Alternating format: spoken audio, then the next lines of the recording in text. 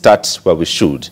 The Presidential Task Force on the Review of Legal and Regulatory Framework governing religious organizations has recommended the establishment of a Religious Affairs Commission under the new statutory framework to provide oversight over religious organizations in Kenya.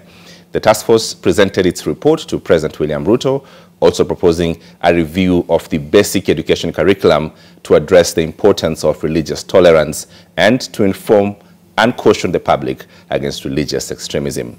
NTV's Kevin Mutai begins our coverage on that with the highlights of the 188-page report.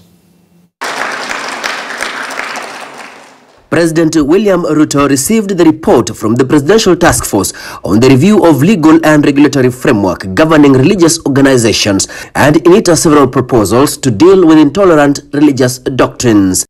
The 18-member committee, chaired by Reverend Mutava Musimi, highlighted the lack of specific and comprehensive policy and legislative framework to regulate and guide the operations of religious organizations in Kenya. This has hampered effective regulation, oversight, transparent and responsible practices by religious organizations. The next steps on the discussions on the policy framework that you have suggested, on the legal framework that you have suggested, will be informed by the broad views, perspectives, ideas, suggestions from the people of Kenya.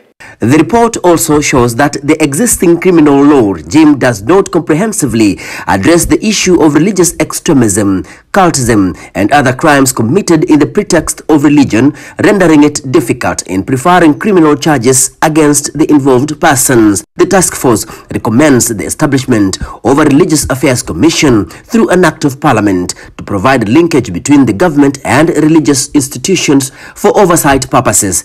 If adopted, then religious organizations must register and undergo vetting with the proper background checks on the applicants.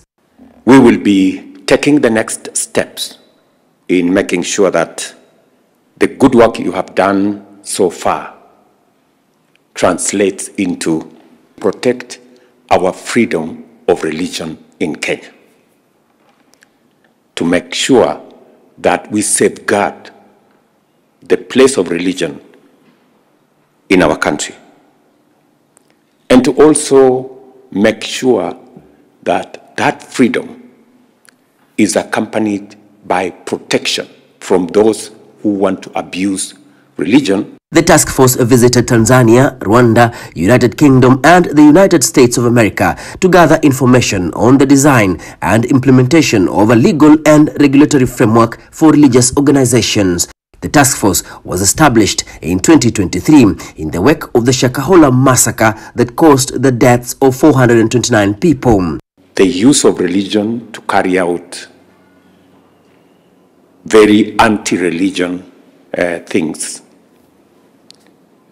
is what got our attention as a nation. If fully implemented, then the report will help in taming rogue religious organizations engaging in misleading doctrines. Kevin Mutai, NTV in Mombasa.